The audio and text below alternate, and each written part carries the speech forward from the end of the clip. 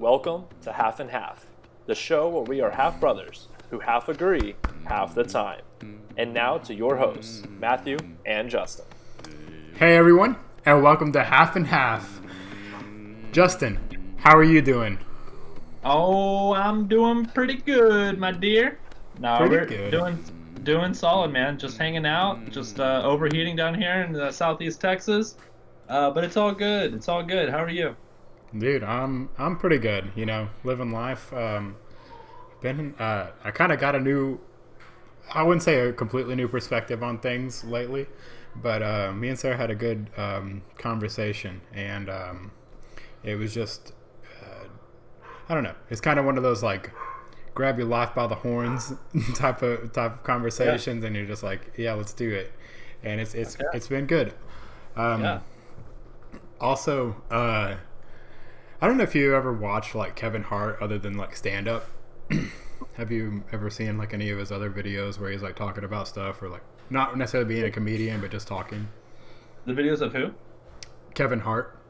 Oh, I mean, not really. I've seen him tell a couple good stories, or whatever, but that's about it. Well, I just recently watched like him on the Joe Rogan show, and I'm not a huge Joe Rogan fan, but if somebody that I appreciate or like is on there, I'll check the video out, or at least watch the clips. Well, one morning I turned on put on YouTube and saw that video pop up, and I watched it, and me and Sarah had that conversation the night before, and then watching that video like was really inspirational, and it like kind of like fueled the spark that me and Sarah had already started, it ignited it into the flame, and I don't know, it was really cool.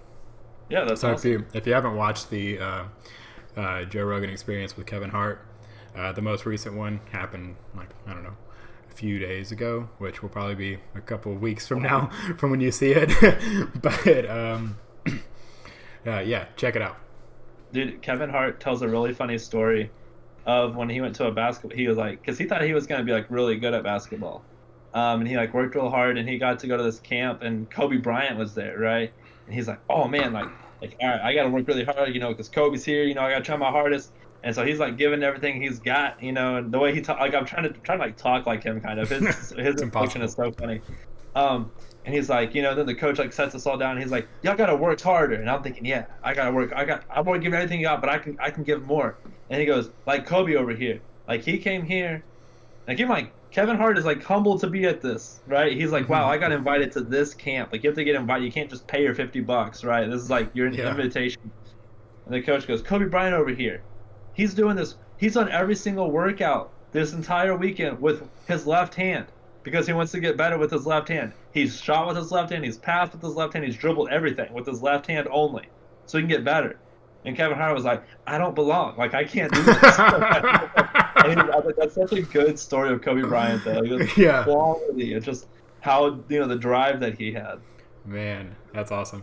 My favorite freaking Kevin Hart skit is, I don't know if you've seen his latest stand-up on Netflix, I think. I don't even remember the name of it, but it's this bit about like he went to go buy guns, so he could like, he's like, I'm trying to like protect my house, and he's like, you start thinking like a serial killer. And so he's like, where would somebody like come in at? And he's like acting it out, and he's like this how you gonna do me? This how you gonna do me in the laundry room while I'm trying to put my clothes from the washer to the dryer? Well, let me just switch the clothes over one last time. Gun compartment. It's like, it's the funniest bit I've ever heard in my life. I could not stop laughing. It's wild.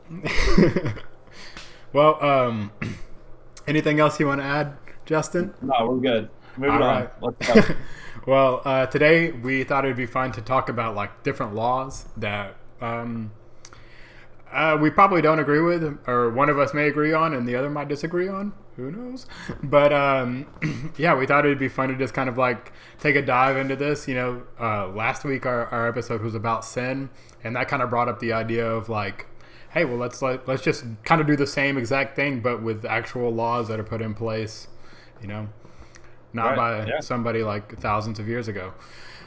No. So, yeah, I wanted to start with a question for you. So if you could introduce any new law, what would it be and why? So, obviously, this is a podcast, so we do some prep work, right? I'm not caught completely off guard by this question. So I will say one that I had thought of, and I started doing research on it. Not like I created it, but stuff I'd heard, you know. I was like, I like that. Then I did research on it, and now I hate it. Was a national sales tax, and I was like instead of an income tax. And I was like, yeah, we'll make more money. Yeah, everything, you know, like it instead of some people getting taxed more or less, it's just like every good you buy, it's got a sales tax from the national government, and it's gonna go up there, and it's gonna be fine, you know, for sure. Yeah, except for like if you're like in extreme poverty and you don't have to pay like much taxes. Well, sorry, you also can't buy things now. The only thing that seems to help is the people that are producing the products. Right. And like the wealthy that like for people that don't have to look at the price tag whenever they're buying stuff, you know. Like if you're having to choose, like when you're looking at corn, you're basing the corn off of which one goes best with your, whatever the recipe is, rather than which one's the cheapest, right? It affects those people more, right? And so I think that was some out on a national sales tax. Even at first, I was very in. I went into that conversation. Literally, my Google was like, "Why should we implement a?" Instead of like, "Is it a bad idea?" I was like, "Tell me why I'm right." And then I learned that I was wrong. So the one I'm gonna go with is not anything crazy. It's stuff that I'm just kidding. It is pretty crazy, but it's stuff we've all heard and probably on board with. But I think that weed and prostitution should be regulated and legal. The weed one, I'm sure 420 people are like, let's go. I'm in, right? Blaze up. I'm sure people are a little less on prostitution. Do not get me wrong. I do not endorse prostitution, nor do I endorse the use of buying or soliciting prostitution. People should be valued for more than just their bodies and the sexual services they can provide you with. However, it is a very dangerous place right now because pimps aren't known to be super charitable with the women that they are in charge of. That's so surprising. Yeah, it is shocking that men that are in charge of the sexual exploitation of females aren't known to treat them well, right? How bizarre. And so they treat them poorly. And so if it was regulated, they could actually, sure, would black market prostitution still exist? Sure. So does black market Adderall, right? Like everything, whatever, black market exists, okay? But to regulate it, would make it safer, it would make it healthier, and the United States government would make some bank off of both of those things. Yeah. Weed, I think one of the main things about that is one of the main things for both of those is people that go to jail for nonviolent crimes. Especially weed, man, that's a rough one. And then prostitution, when you're just trying to make money, right? Like it's almost always an act of desperation. Not always, sure. Some like you're allowed to like sex and you're allowed to want to make money off of it. Like that's especially that. Like you should be allowed to make money off of that. I think. Even though obviously I am still a Christian, I have some ethics there, but this is legal, right? And to me, like I don't think that the government should be tied to Christian ethics. Yeah. Right. Which that's a hot take. I'm going to say down here, and that's okay for people to know that. You should have saved that for the end. You want to do the hot takes? Should have saved that to never say. But yeah, no, I just think that those. I guess that's a law. It was kind of like I guess that's a law. It's getting rid of a law and then adding new laws that are kind of more reformed on that. So yeah, that'd be my weed and prostitution now legal. Okay. Yeah. So if I could introduce a new law, thanks for asking, Justin. But if I could introduce a new law, I think it'd be that my brother would be nice to me. So this is something that I think is very I think it holds a very good place in like the foundation of how we receive our information and like the biases that go into like the tribalism of our political parties and all this stuff, and a lot more things on top of that. But I think that news outlets should be required to only present facts for the majority of the day. There should be a very like timed window where you can put out opinion pieces. Opinion pieces have their place, and like obviously there's some like malleability to this thing, but I think that the majority of the news that comes out needs to be factual information, no bias, no like like if so the news article should be Donald Trump went to the golf course instead of Donald Trump's a lazy piece of crap and doesn't care about American politics at all. You know, like it's a long headline, but we see very similar things to that. And I think that that's a huge problem. You know, I don't necessarily agree with Donald Trump taking a ton of trips to the golf course, but I don't need to know what the New York Times or the Washington Post or CSNBC, you know, think about that. I just need to know, hey, this is what Trump has done with taxpayer dollars. It's gone to the golf course. Great information. Right. Yeah. Have you seen the show Newsroom? No. It was an HBO show. It's like 3 seasons long, but each episode's like an hour or maybe over an hour and a half. It's pretty long. But I can't think of his name. It's the guy from Dumb and Dumber that's not Jim Carrey. I know who you're talking about, but I don't know his name either. A ton of stuff. Yeah, it's stupid that Oh no, I almost said Jeff Bridges. Is that it? No, it's not. Who's that? That's the guy from True Grit, I believe is the movie. Try again. Give me another movie. He was in the terrible movie R.I.P.D. With Bro, are these real movies or are these like? Yeah. I'm sure. I know. He was. Jeff Bridges. I'm pretty positive is the guy that is the bad guy in Iron Man 1. Huh. Who's the guy that plays Star-Lord's dad in Guardians of the Galaxy 2? That's not Jeff Bridges, but he looks close. I'm pretty sure it's not Jeff Bridges. It could be Jeff Bridges. I don't know who that is. This is stupid. We're going down a rabbit trail, but it doesn't matter. The point of the matter is, I feel like it's Jeff Bridges, but that's the only name I can think of. I'm looking it up. Yeah, look up the Newsroom. See who that. It'll tell you right then. Hurry up. I'm going. I'm sorry. Who is it? Looking. Jeff Daniels. Jeff Daniels. Okay, that makes there Not it is. Bridges. Okay. You were close. That's fine. It felt right, but I knew it was wrong type thing. You know, like most ethical dilemmas that I admit, it feels right, but I know I shouldn't do it. Right? No, but like, it kind of talks about doing the news the right way. Right, and it's like we're not going to be biased. We're going to tell the facts, and sometimes we're going to and this is wrong, like explicitly wrong. You know, like this one, right? They would cover it, and they wouldn't be like, this is wrong, and they probably wouldn't talk about Black Lives Matter. They probably wouldn't talk about Colin Kaepernick, all that stuff. There's like, it is ethically wrong to kill a human being who's not a direct threat to your personal health. Which to me, even that, you know, as we talked about a few episodes ago, right? Yeah. And it's such a good show. So I want to do, you know, hashtag not sponsored, but if you wanted to, HBO.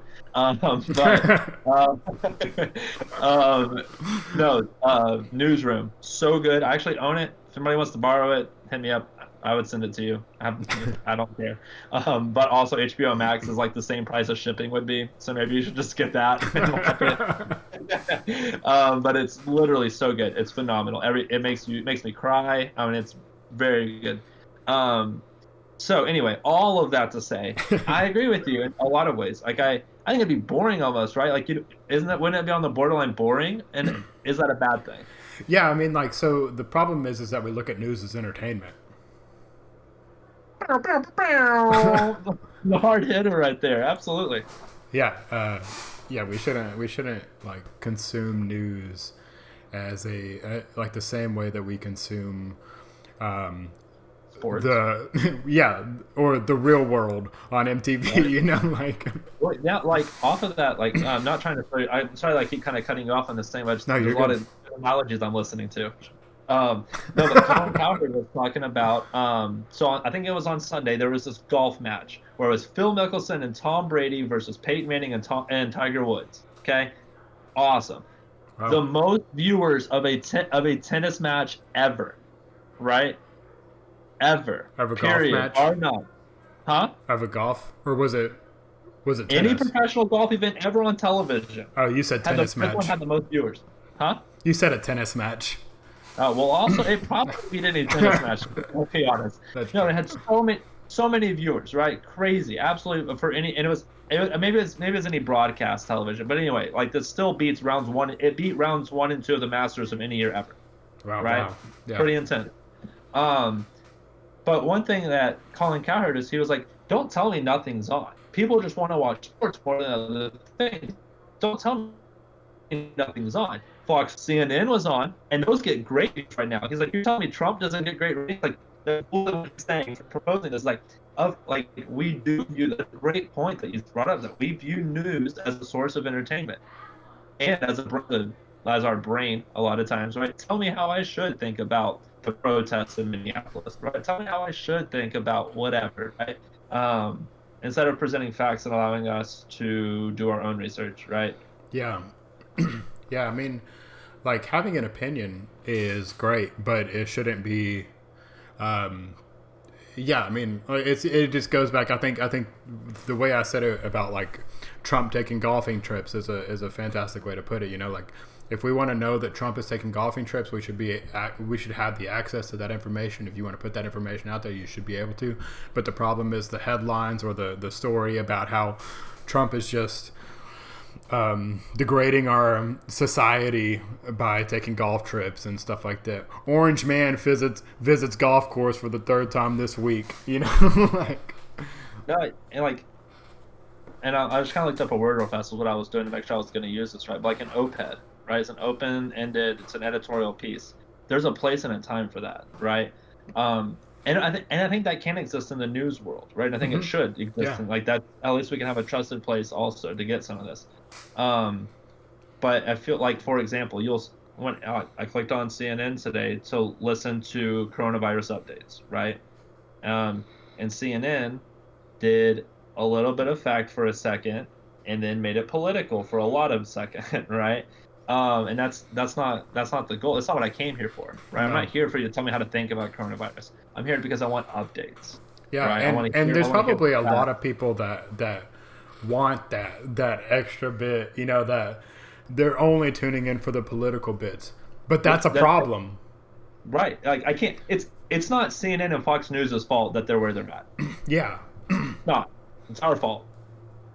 If we're in a capitalistic society, there should be CNN and Fox News. Oh, you're polarized and you want to know how to think? Here, I'll make 2 different channels that say the same news in completely different ways.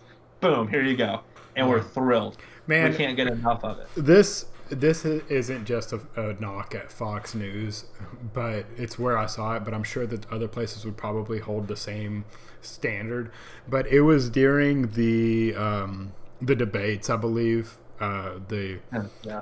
like the primaries and stuff, and the guy on Fox News, I don't know what his name is. I don't know anybody. The only person I know in news is Anderson Cooper. What a good-looking boy! All Yeah. right. That is like, man, my wife has told me, she's like, he is. If he looked like that we'd be in business. But you know, I don't know his name, but he was talking about something, and he was like, and you know, we're a little biased, but of course we're gonna be biased, you know, like, and I was like, what? Like, why would you ever be okay with that? It's like, I have a really biased opinion about this. Like, I would never just like go flaunt that in the streets somewhere. You know, it's like, What? No, I want to be right. I want to back up the facts. I don't want to be biased, like, with this veil over my eyes, you know? Right. Yeah. It's where we're at, though, man. It's where we're at, and I don't know. So, all that to say, to bring this back around, so you're saying, what is your exact thought here on free speech? Say that again. Well, it wasn't about free speech. It was about freedom of the press, I Oh, guess. my bad. But It's just Same that, amendment. yeah, it should just be that the majority of the time, I would say like somewhere like 90% of the time should be done dealing with facts, and that the smaller portion of time should be opinion pieces. And that would probably be, we wouldn't have a CNN channel, or we wouldn't have a Fox News channel, because there's not that many facts to go around, like they could cover a bunch of other stuff. They could cover the sciences, which I think would be good, instead of just politics all the time. But I don't know. It would be a completely like restructuring of like the entire system of how news is like consumed and how it's produced.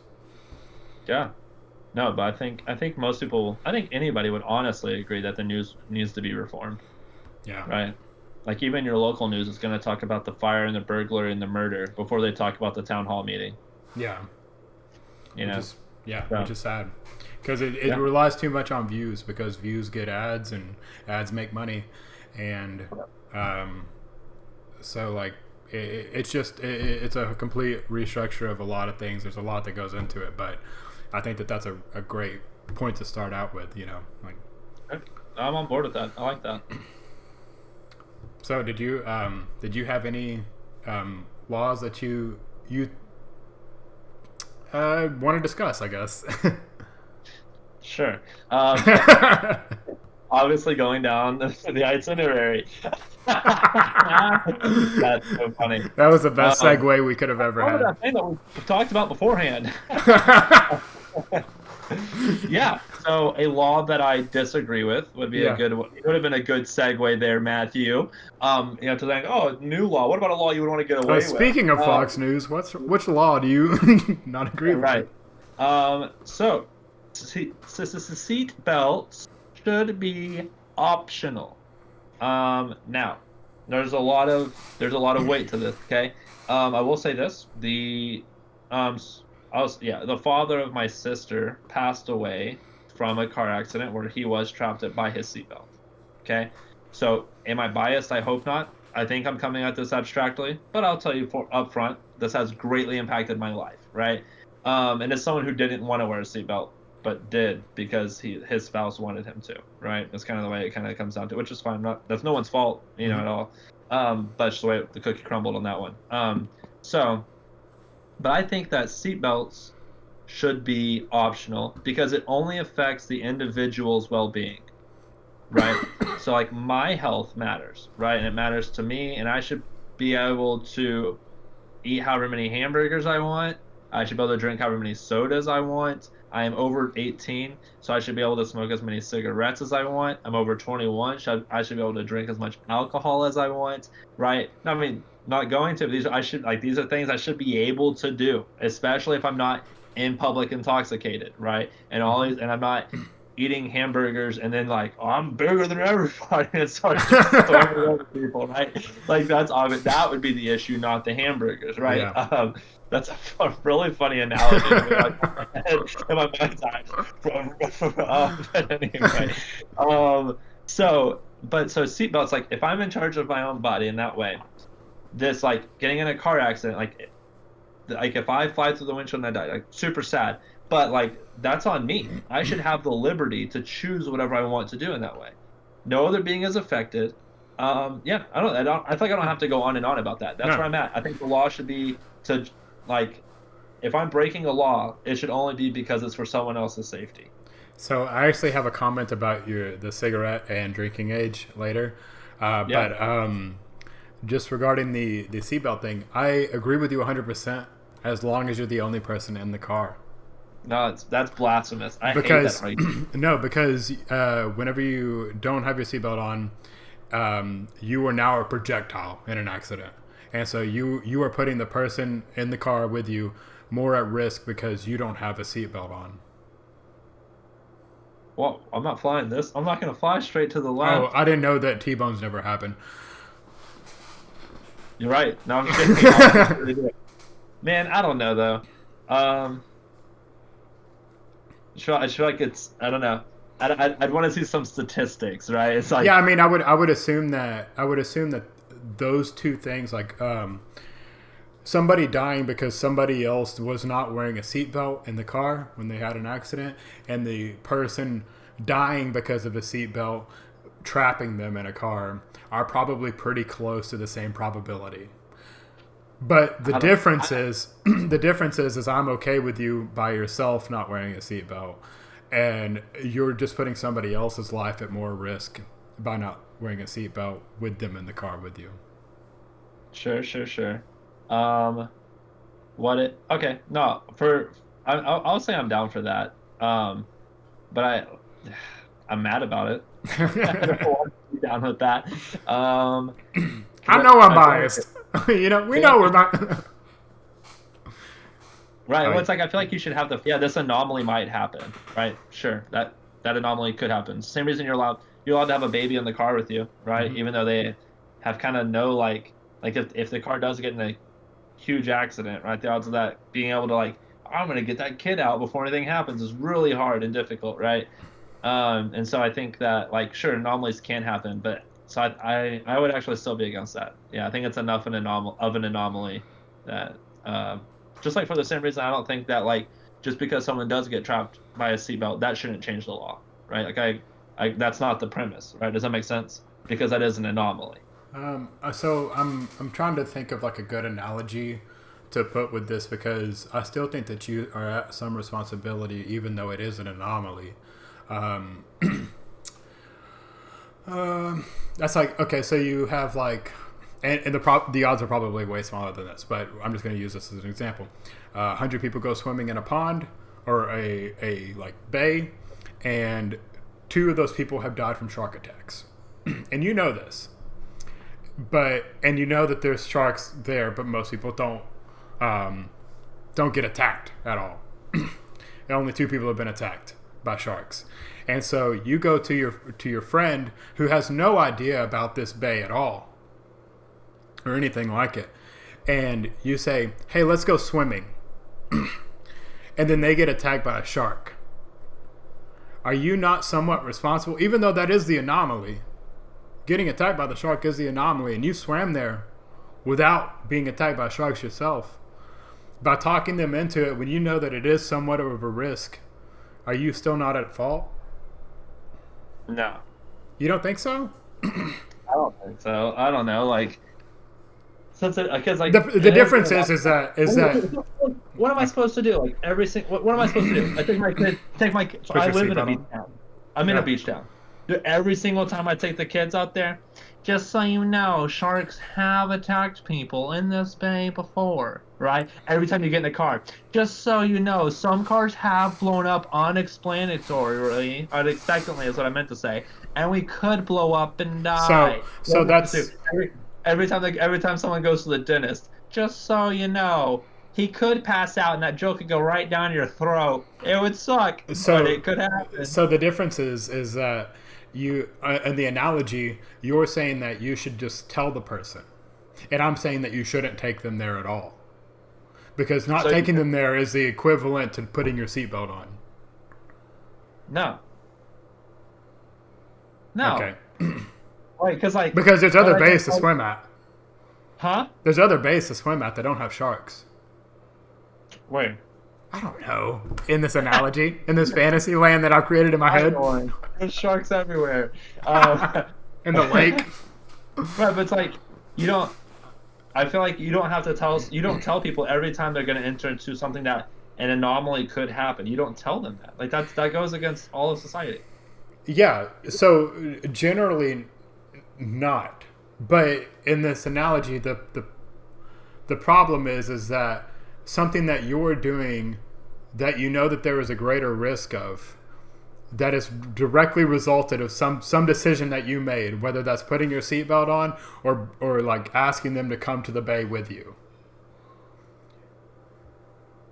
And so I don't think that you should be trying to mitigate the problem rather than just risking it, because the other person's life is in danger now, not just your own. So, what if the person is I want to swim in that bay. It's got the gnarliest waves. That's fine, but that's also the equivalent to being I'm going to put your seatbelt on for you. Right, which a lot of people do. They're I'm not leaving until you put your seatbelt on. You have a spec on my monitor, right on your nose, and it keeps bothering me. So I scratched it off. I don't know what it was. Just so you know. Okay. Well, yeah, we can move on. I don't want to beat a dead horse here, but like, I still think I disagree. I think, and sure, I know that that's less of an I understand like it. I understand some of that. But I think it's enough of an anomaly that you actually would harm the other person in the car. I think that I've never even heard of that happening. I've never once heard of that happening. Yeah. But I have heard of. Have you, for transparency's sake?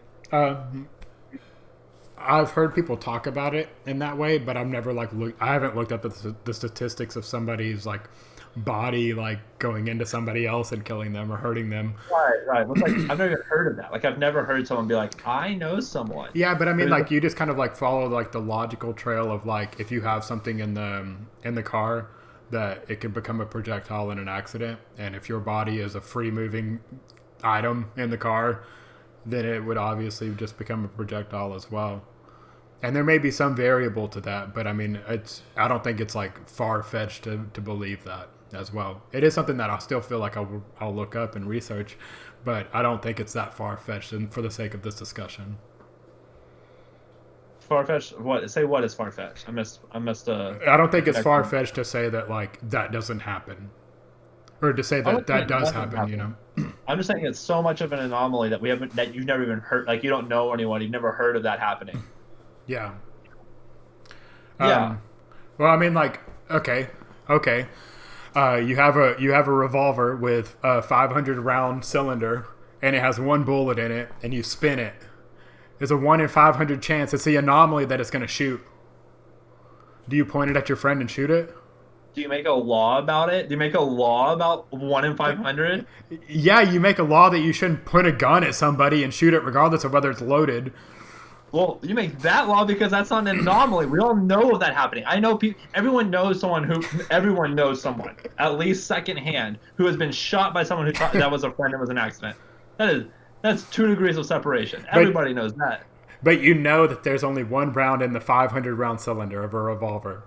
No, this analogy falls short. I'm out on that one. I don't think so, because it's just an anomaly. I wouldn't use the same thing in a 1 in 6 or a 1 in 5, depending on some cylinders.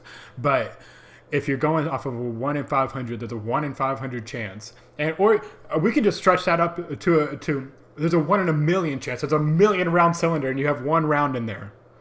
You spin it. You have no idea where it's at. Do you point it at your friend and shoot it? Would I spin on my friend and shoot it? No. Should like if I knew there's a 1 in a million chance of me dying today, which there is every single day, should I sit my wife down and be like, hey, I've got to realign our will today because I might not make it through the day every single day? No, of course not. No. But you should make so. But I'm saying that because you wouldn't point that gun at somebody. Like, you're saying that by saying that you're not going to wear your seatbelt just because it's an anomaly that people die because their bodies become projectiles in the car is the same thing as you saying, I'm going to point this 1 in a million chance gun at somebody else and pull the trigger. It's the same as you turning on a gas stove when your wife is in the house. No. What? Yeah. It is. People die from gas explosions in homes all the time, or from gas leaks and all that stuff. That happens. That's the ringer. That's what we're here to win in that conversation. That was a good one. Yeah, I mean, so I would say that the stove is. I'm having to defend using a dang stove. The stove sustains life by preparing your meals for you, and so you have to use a stove to. You using a stove is not comparable to you putting a seatbelt on. First of all, it is, because why are you cooking and not ordering something that's preheated and you can put in a microwave? Why? Because of preference. Money, actually. Wow. Oh, don't look at. Is it cheaper to cook than it is to get those $1 microwavable dinners? Is that cheaper? Is it cheaper than the dollar menu at McDonald's? Probably. I don't know what you're cooking. I mean, even if you were like, cooking some like you're cooking some chicken, and you can make up a huge batch of it. You buy a freaking bag of chicken for like $5. You make it, and it lasts you a week. You spend $5 on the dollar menu at McDonald's. It lasts you one day for 2 meals, maybe, depending on how much you eat. You know, like. No. First of all, I don't even know where you're getting chicken for $5. I want to know where that's at. That can sustain you a week. That's I wanna know like where you're 5 shopping pounds at. of chicken. What? It's like 5 pounds of chicken. You ain't getting that for $1. You get 5, like, I'm pretty sure this bag of chicken is like 5 pounds, and it's like somewhere between like $5 and $7. Okay, all right. So no, I don't think so. I don't know. Okay. The bag of chicken is an anomaly. And like, well, I don't want to spend the money. Which, like, sure, like the money would play a role in this as well. Because like life insurance shouldn't cover. You should not be covered, or like, insurance shouldn't be obliged to help cover you if you opted not to wear a seatbelt. Yeah. Okay. So I money's agree still with playing- that. Okay, so money's playing a role in both of this. This is the same. No. Oh, yeah, I should make fun of that one. Because but that's like saying the act of you putting the seatbelt on is charging you. It's like directly charging your bank account like $1. Well, sorry, hon, we can't go to dinner tonight. I clicked it.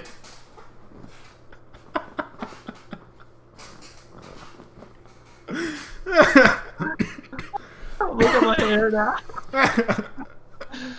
Oh, man. All right. I'm willing to call this one a draw for now. Okay. Okay. You down?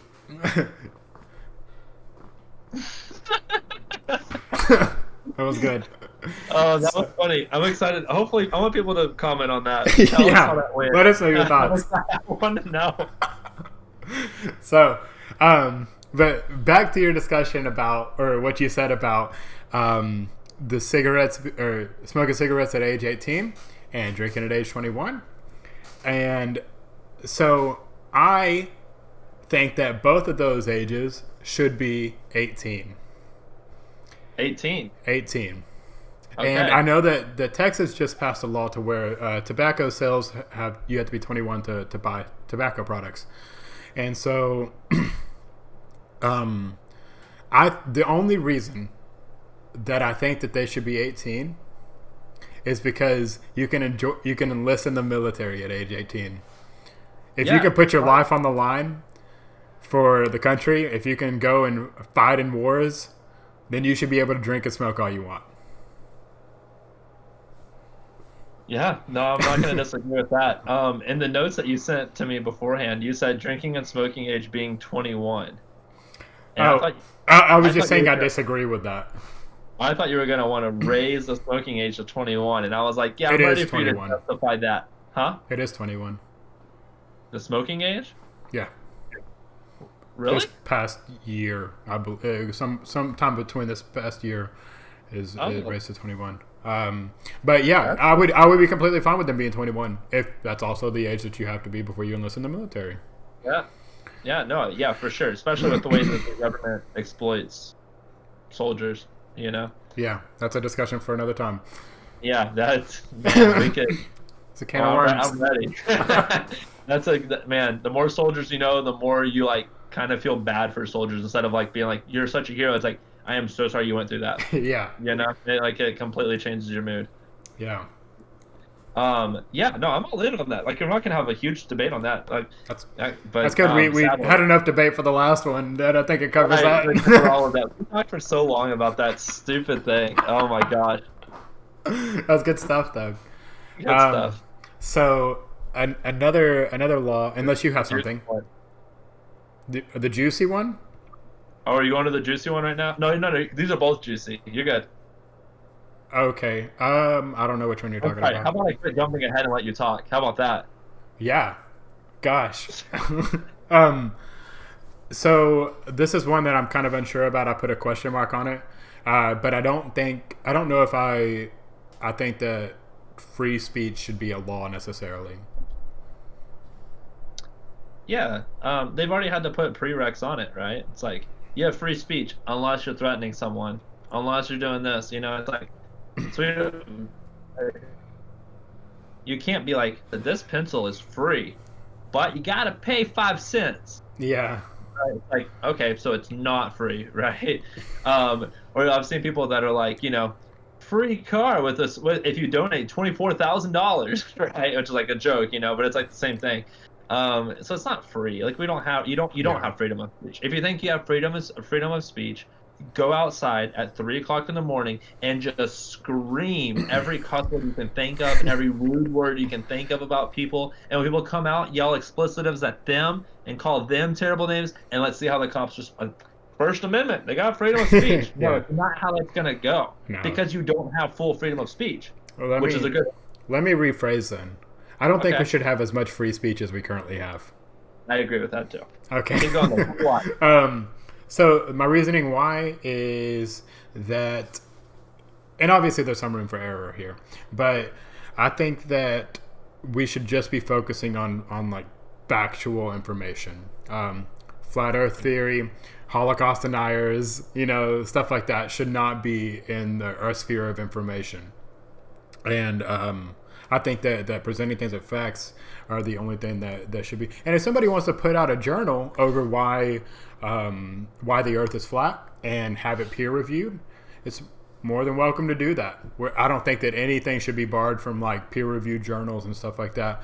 But just saying that, I just don't think that in the public sphere, I don't think that people being able to say that white people are the superior race, or that the Earth is flat, or that the Holocaust didn't happen. I don't think that should be allowed in the public sphere. Yeah.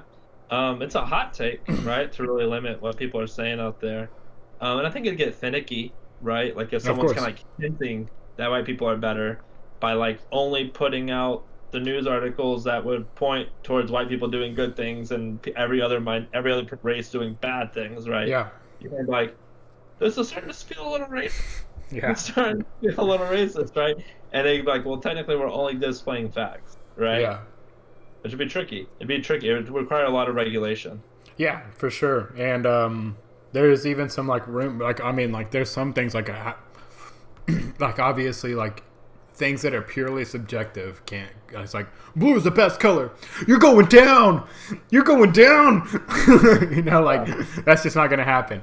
Right. So I don't know. There's a lot of things that go into that, but I think that's pretty much the point that I wanted to get across. Yeah. Would like sports be held to that? Because like sports is pretty opinionated, right?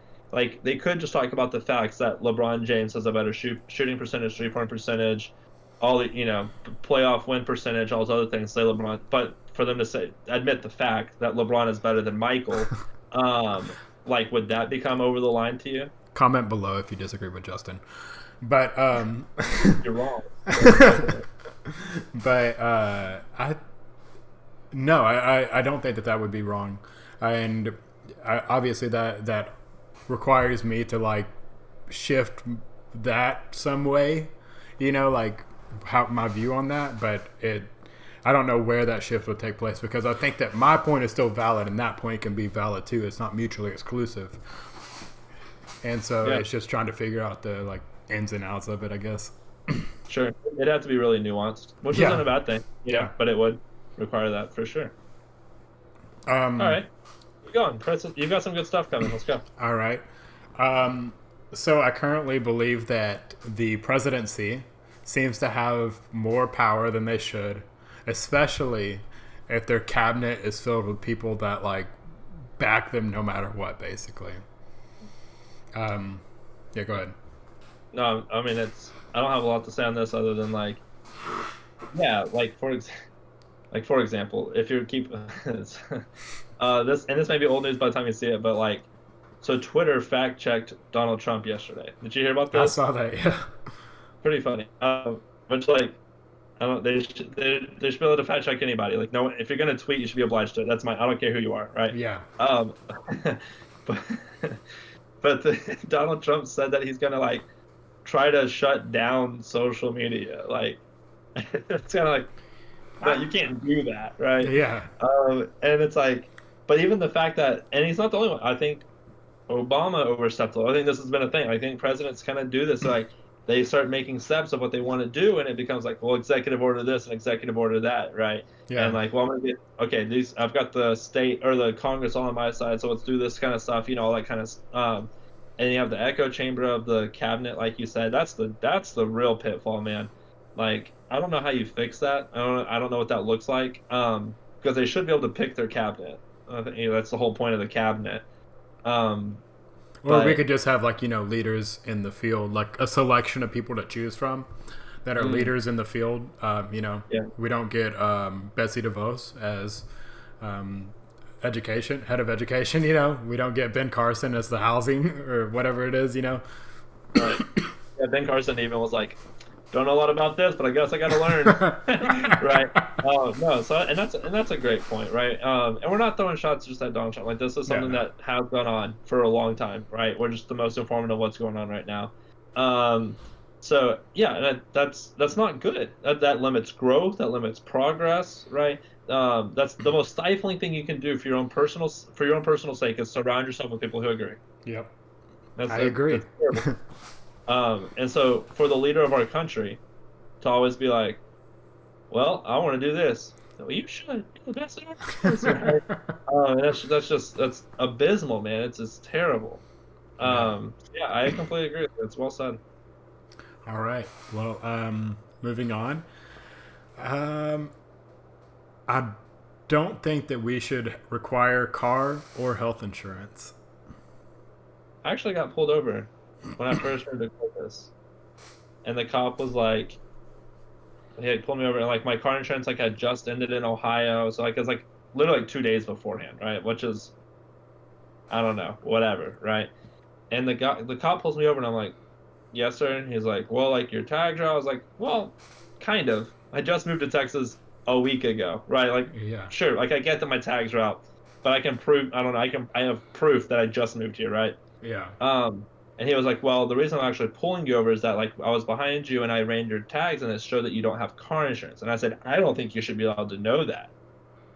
I don't think that's fair at all. Yeah. Why? Unless I get in a wreck, why are we here? But then he was like, well, I'm actually going to have to tow it if you can't prove insurance, which luckily my insurance guy in Ohio was a good friend of mine. And so I called him up. I was like, hey, man, here's where I'm at. He's like, let me talk to him. And I was like, all right. And he's like, still need the proof. And he's like, okay, hold on. So he just went in and made me revamped my account for no money charged. And I was like, okay, here it is, right? And I was like, cool. That's right.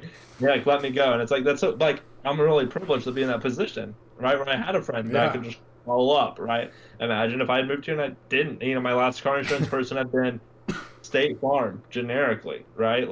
Man, that puts you in a hole, right? And my truck literally would have been towed. Yeah. And that, yeah. It's just, and what's dumb about it is that you get pulled over because they run your plates, and they see that you don't have car insurance, and they're like, we're going to tow your truck, or we're going to tow your car. And then you hear about people, or I hear this all the time, that somebody got hit by somebody else and that person didn't have car insurance. And so now they're having to pay out of pocket for all the damages done, which is a fair point. But I don't hear about those people that got did the wreck in the first place going to jail, and it could happen. I don't know. But it's just what's the best excuse we have for pulling this guy over? No car insurance. That's it. Let's get him. Line up, boys. No, but the health insurance one is a little tougher. Mm-hmm. Because it does end up falling on society in a long ways, Yeah, but I mean, obviously, I think that we should not have private health insurance, or if we do have private insurance, then we would have a public option. And where I stand on those two things, I have no idea. But I do think that we should have a public option, but I don't think having privately owned health insurance should be a requirement. Should it be a requirement until we have a public option? No, because it I mean, there's like problems within our system, which I guess doesn't fall necessarily on insurance, but I mean, like people that don't have health insurance, they go to the ER, especially in Texas, which I don't think that I'm pretty sure you can't go to jail from a medical like cause death, and so people go to the ER. All like I got the flu, I don't have health insurance, I'm going to the ER. That's not good for the ER. It's not good for the hospital. Right. That's not good for the people because now their credit is crap, like because they're just in a ton of debt that they can't ever pay. And so, yeah, I mean, obviously having a somebody to back you up if you're ever hurt or sick or something like that, and you have like more resources available to you than you have necessarily, is obviously a good thing. But the problem is whenever we're like, hey, the cheapest health insurance is, $500 a month. Like, and I'm sure there's cheaper options than that, but like, yeah, it's crazy. And if there are a lot cheaper options out there, which I'm sure that there are, then those should be made more abundant as well before we start requiring health insurance. Yes, it can be private, but where you're spending hundreds of dollars a month and you're requiring that to people that can barely feed their dang families, I just don't think that should be a requirement. Why is food not a requirement, but health insurance is? Say that again. I said, why is food not a requirement, but health insurance is? That's pretty intense. Did you know that health insurance coverage is no longer mandatory at the federal level as of January 1st, 2019? Wow, I did not. That's good, though. I was just looking it up because I was about to say something. I was like, well, I want to make sure of something because I am currently not insured. I don't think I am either, but I always just thought I just assumed that I got it slapped onto my taxes at the end of the year. Right. Now, yeah, you, as for the last year and a half, some states will still require you to have health insurance coverage to avoid a tax penalty, which I don't think Texas does, because if there's ever a state who's not going to make you have health insurance, it's probably Texas. Probably. But that's pretty interesting. It's pretty cool stuff. Yeah. So the USA agrees with you. Congratulations, Matthew. Yeah, you did it. We actually recorded this in 2018, and Matthew changed everyone's mind. Yeah. Cool. Gosh. All right. Well, I guess we don't have anything else to say there. Yeah, you're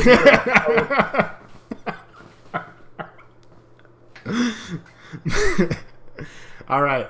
Now for the juicy one. Yep.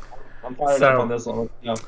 All right. I do not believe that churches should be a non-profit and still be able to discriminate. Boo. Piss. So why do you disagree with that, Justin? Every non-profit discriminates. Name a non-profit. Dang, put me on the spot. I'll give it easy. I'm sorry. Isn't Goodwill non-profit? No, I don't think that they are. I thought they were. Because your donations are tax exempt or tax deductible and stuff. I think, yeah. I don't know if they are a non-profit. Okay, that could be. I know that it should be advised not to donate your things to Goodwill.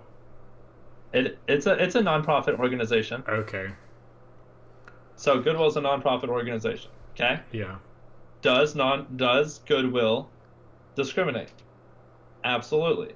They wouldn't hire me. Wouldn't hire me to work to I don't know, stock the racks. They wouldn't hire me. I'm overqualified. Yeah. And so it's not necessarily like who you would employ necessarily. It's the services you provide. And so the services do not discriminate. But that's what Goodwill does. Like, their main thing is hiring people that are disenfranchised, like people in poverty. It's like their main thing is providing job opportunities. Yeah. Which I guess, but they're not like discriminating their services. They're not discriminated. Like if you can walk into Goodwill and buy something right now, like anybody can walk into Goodwill and buy something. I wouldn't say the same. Like a church, yes. If somebody is an atheist or a Satanist or a Buddhist, are they required to be a minister or a preacher? No. The church should be able to discriminate against that. Anybody should be able to discriminate against something like that. And if you have a certain platform that you're hiring for a specific purpose, and that purpose falls in line with that, then yes. The difference is the services. Again, Goodwill, you can walk in, I can walk in, anybody can walk in and buy something. The difference is that a gay person can walk in and buy something. But a gay person can't have a wedding at a church. A church can discriminate against the person getting a wedding at the church. Even though the church is taking money from the gay person in the form of taxation. Right. How are we taking money? Maybe I misunderstand that.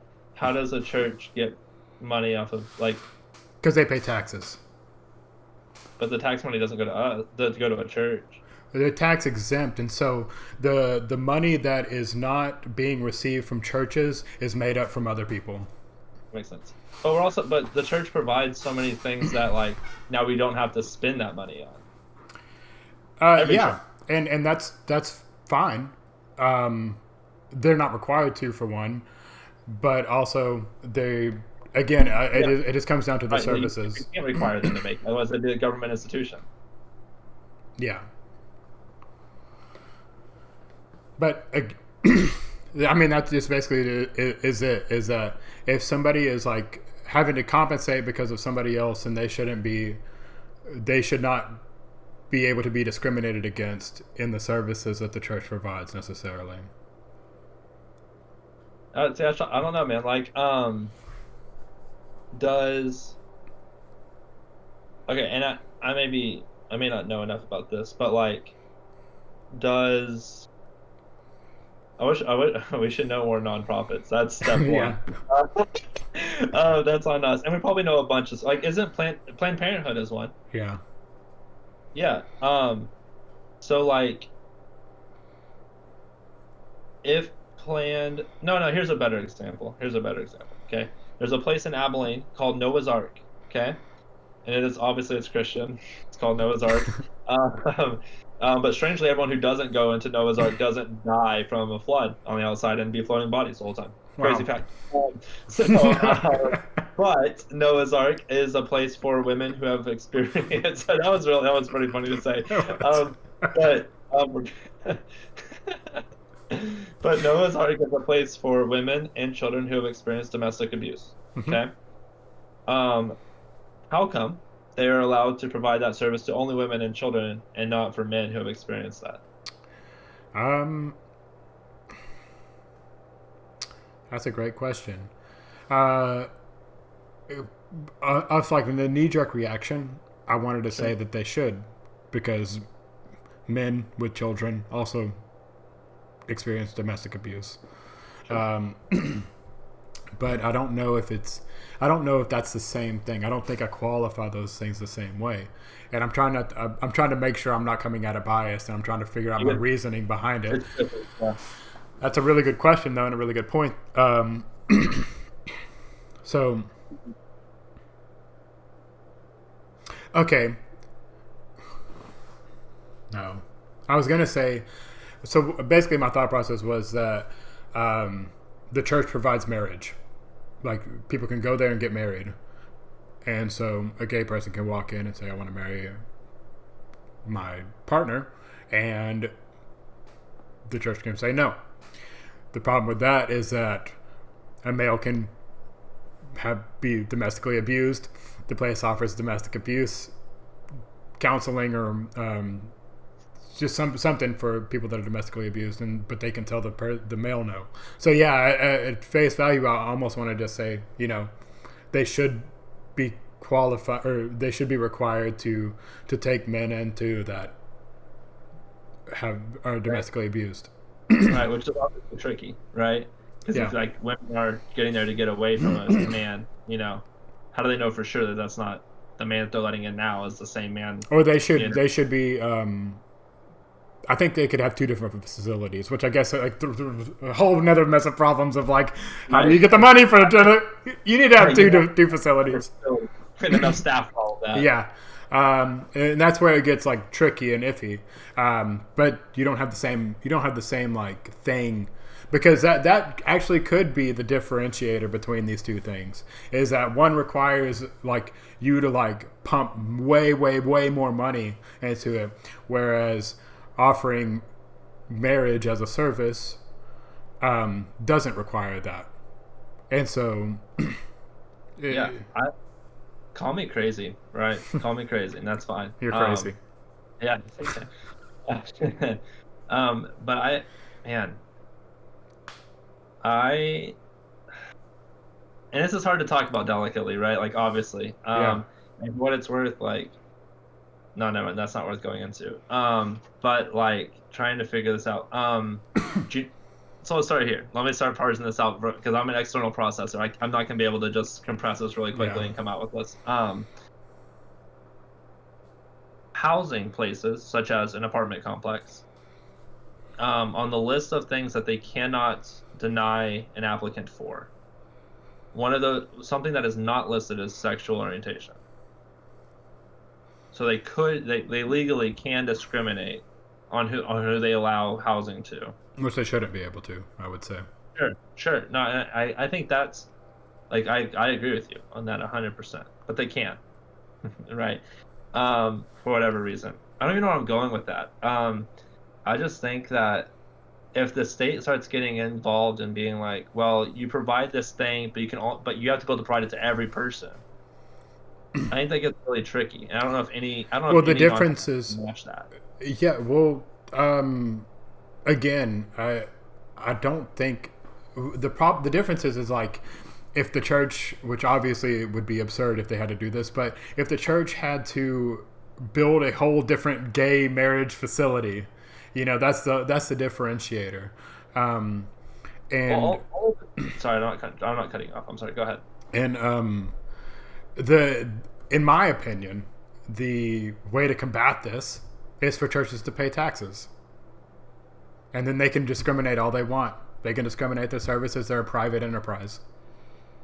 No, that's the worst. There's so much against. No, I'm so against church time to pay taxes because we provide so much common good already. Mm-hmm. Like at that point, every nonprofit should, because churches provide so much financial help. Every church I've ever been a part of, good, bad, and whatever, provides overwhelming amount of financial help that is generously donated and given and trusted to be used in that way, right? Mm-hmm.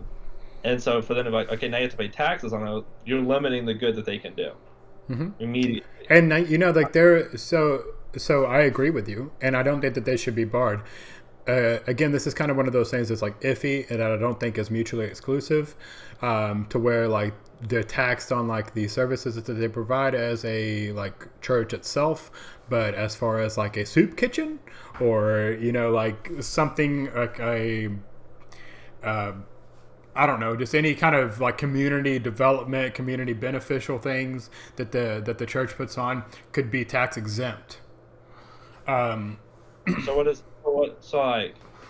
like the oh, go ahead. What is something that a church spends budget money on that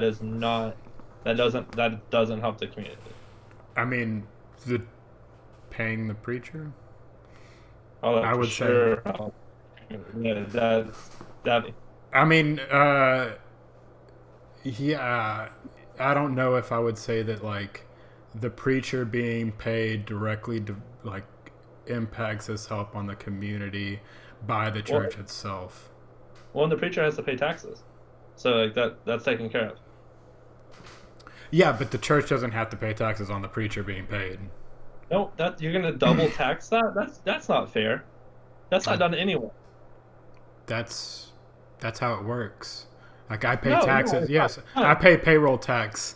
I'm paying my employees, and then my employees have taxes come out of theirs. Like I make up some. I pay some payroll tax. Start over. Okay. I pay some payroll tax to my employees when I pay them, and then they pay some as well. That's whack, first of all. But second of all, no, like, because like I think you're gonna like no. I think that's irresponsible because like everything that's, let's say, my job, everything that's a part of my job, every single part of it is communal good, and and it's all like stuff that's beyond. Yeah, but I mean, like you can argue that, like I could argue that youth ministry itself is not communal good. That's rude. The things that you do in your position may be wonderful. Like I know that you are pretty active in like the houselessness of like your area, and that's fantastic. But you sitting in a room and preaching Jesus to children is not beneficial to the community, in my opinion. Obviously, we're gonna disagree on that. Yeah, it's just my obviously. life calling. It's just my life calling. No big deal. And You're I'm not great at it. That's not something that I'm able to probably super well say. But like, what is this? I wish I would have written my notes more legibly. I disagree. I don't like, and even then, like, if salary is the only, man. Yeah, I think if it's because like the whole identity of ministry is like providing something, and you're doing something so the government doesn't have and the government doesn't have to pay for it in that way. Yeah. Right. Like we ease as much as, like, I'll say at least my church, right, which we're not even that engaged in missional in the local context, but like we so much of our budget is aligned towards helping people pay for stuff. Like, okay, you can't pay for your bills, we've got you, right? Yeah. And do all these things so that the government doesn't have to get involved so much. So I think most taxes make up the difference, and I think to tax them would be, if you do tax them, you better make everything they do deductible. Yeah. I wouldn't say everything, but well, I mean, okay, everything they do. That's what I was saying earlier, though, is that I think there is some differentiator. Like, I don't think that those things have to be mutually exclusive. Like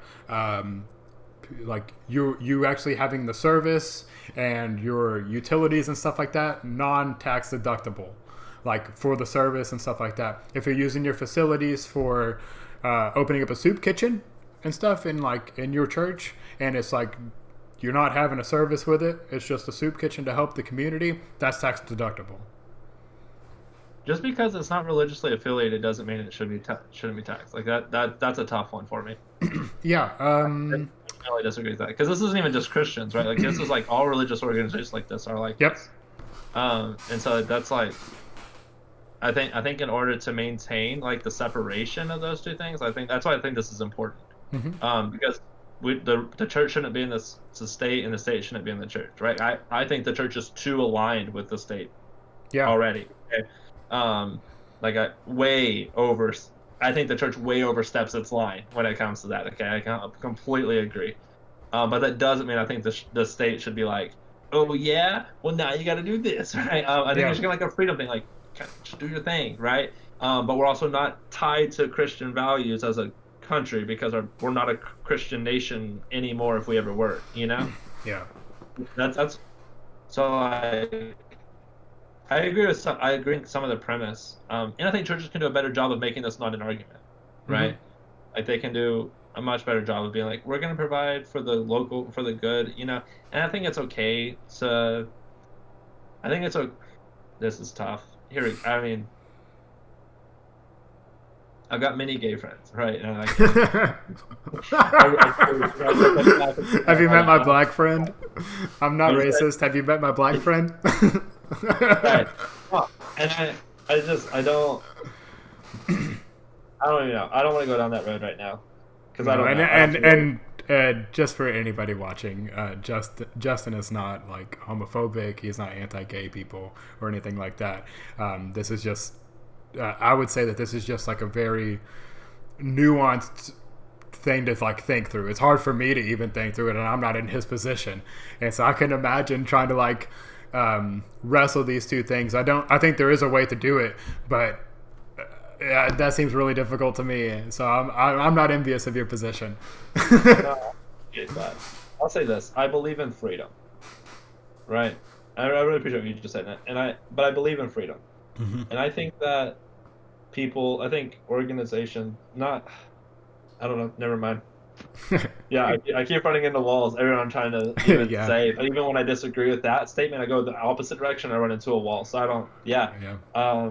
I'll just say over sticking to the argument. Yeah, I still think that because of I think if you did tax churches, you would have to make anything that they do that's charitable, which is also if you look up what the IRS deems charitable, it's pretty broad. It's I would basically whatever you imagine. say is charitable. But it's pretty much how it comes down. So it would work out the same either way. We would just have to jump through some loopholes. We meaning the church. But like my dad, like sure, like if you wanted to say that, sure, but like you would have to make sure that okay, we did this, and our minister provided counseling. He's a counselor for all of our people. So like, since he's providing legal or free counsel, that's something that's usually paid for. That's charitable of him, and all that kind of Yeah. stuff. Which I think that gets into something like, and I'm not. Well, now I'm gonna run into some walls. But do not think that people talking to your preacher or your minister about talking to him as a counselor, or he's talking to them as a counselor. I don't think that it's not beneficial, because I'm sure that it is, but I do think that we should like classify counseling as something that like is like you have a required like piece of paper that goes with it to say that you like, hey, I've gone through this much schooling about counseling and therapy and all this stuff. And so that gets a little iffy, but I understand that that's not necessarily the point, that you were just using that as an example. Sure. Yeah, no, absolutely. And for what it's worth, like I have a 4-year degree in youth ministry, and like we studied systems theory, which I got to discuss with my psychology friends and because that's what they study, right? We studied, we did do sections of that because it matters, because you end up providing counsel so many times, so I think there is. Yeah, it's just it's not because like just like being in that position naturally comes with like it's problems with people that are like, they have their own issues and they want to talk to you about it. The same way that like talking to your friend, I don't think that your friend should be required to have a piece of paper. The problem is like, oh, we're paying for the service, stuff like that. That's where I think I draw the line on that. Just my opinion. And like I think most Christians would expect their minister like as a place that they can go. You know what I mean? Mm-hmm. Like I expect you to be able to provide family counseling for us if we needed it. Which maybe we should have another little year of that, because I don't feel like I'm perfectly capable of walking a family through all their things. Sometimes it's happened. But it's really hard. Yeah. Yeah. I feel like we're about tied a bow on that. Yeah. The last thing I just wanted to say, and this probably isn't even relevant at this point, but I just had it in my notes. But along with like the nonprofit like churches and stuff like that, the form actually using Goodwill or as an example, the form that Goodwill would have to provide, the 501c3 form, is very extensive. I don't know how many pages it is, but I know that it's a lot. Like it's like I would say that I think it's somewhere between like 15 to 25 pages of just like all the information that you need. There's also on like the first or second page of the 501c3 form is a click this if you're a church or a religious organization, and then you just skip through the end. And like it's the amount of like actual information required to be a church is a lot less than to be a nonprofit, and I think that that's a problem within itself. And maybe you disagree on that. Yeah, 100% disagree with that. A church can be 5 people. They're like, hey, we're a church, right? Yeah. And I think for taxation reasons that could get weird. And I'll admit that. I also admit that I don't even know how to do my personal taxes. So yeah, I mean, like a kid having a lemonade stand can be a business, but there's a difference if he opens up a lemonade store. I would say that that's a difference between a 5-person church and your church. Yeah, we have a little more than 5. Yeah. No, I'm down for. I don't know. Unless, sure. I haven't listened to this argument completely like fleshed out. So this is good. Yeah, I think this has been a really fun discussion. Is there anything any other laws that you wanted to break down or anything? Nah, man. I mean, break down the law of gravity so I can fly far, far away, like Jenny says in Forrest Gump. Gravity is not real. The Earth is just flat, and it's all based on density, and so we're really dense, so we are at the ground. You're so right. I know. I don't know why people disagree with me. Yeah. Don't listen to me, kids. Don't listen to me. Why would we? All right. Well, it's been fun. It really has. I've really enjoyed this discussion. Yeah, this was a solid one. Yeah, we went a little over our time by like 30 minutes. Oh, but how long? An hour and a half? We're at an hour and 15 right now. Yeah, cut it. Bye, everybody. But for real, I love you, brother. Thanks everyone for tuning in. If you disagreed or agree with anything, don't forget to hit or leave a comment below. Hit the like button. Follow us on Twitter at halfandhalfpod, and we'll see you next time.